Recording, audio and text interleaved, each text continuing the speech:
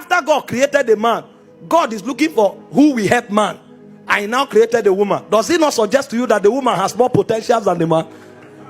If mothers fail, the word of God will be blasphemed. If mothers fail, you know, it takes a lot to be a mother. That's why God carries them through phases. First, you become a gear child, where you become aware of your peculiarities.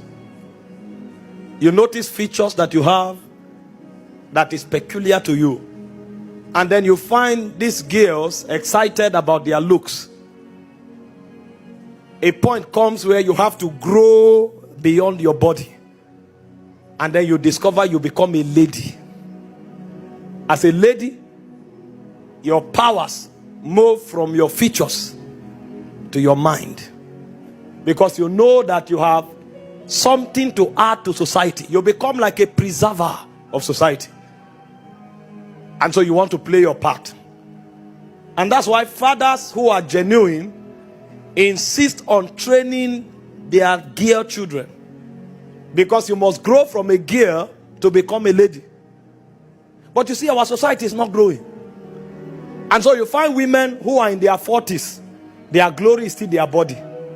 They are dressing naked, trying for people to see their body. Meanwhile, that is the lowest level in their maturity. The level where their glory is their body. But you see why society is failing? People who should be mothers are still girls.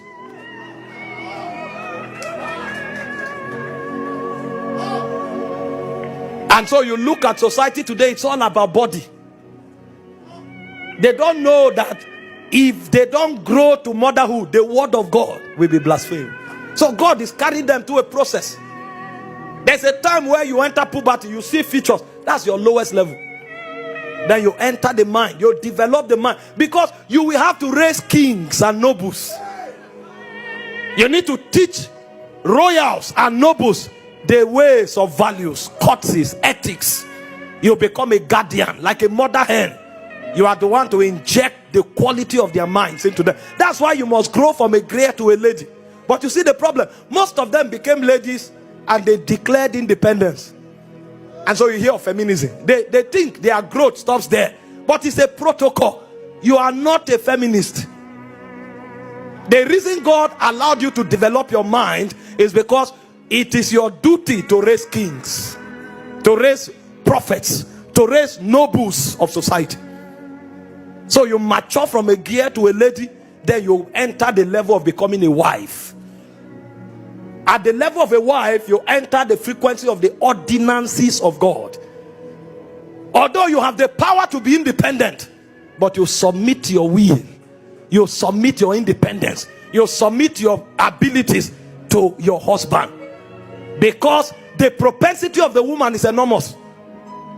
God knows that if she is not under authority, she can destroy the world.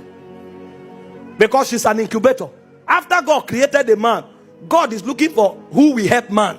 I now created a woman. Does it not suggest to you that the woman has more potential than the man? The one who is helping you, does he not have more potential than you? So in order for that potential to be managed, God now decided to place him under the man. So the reason a woman becomes a wife is because she accepts the ordinances of God. It is under that submission that God now permits her to become fruitful. That's why children come from marriage. Because if she's not under that government, what she will send as an errand to society will be terrible. And then when she becomes a mother, she becomes the head of it all. You know, you say a man is the head of a woman, but the mother is the head of even the man. That's what many don't know. Because all of us here, we were taught by our mothers. But our mothers first were wives. They came under authority. So God allowed their potentials. And the first thing she said was that the word of God will be blasphemed if motherhood is lost. Society will decay if motherhood is lost.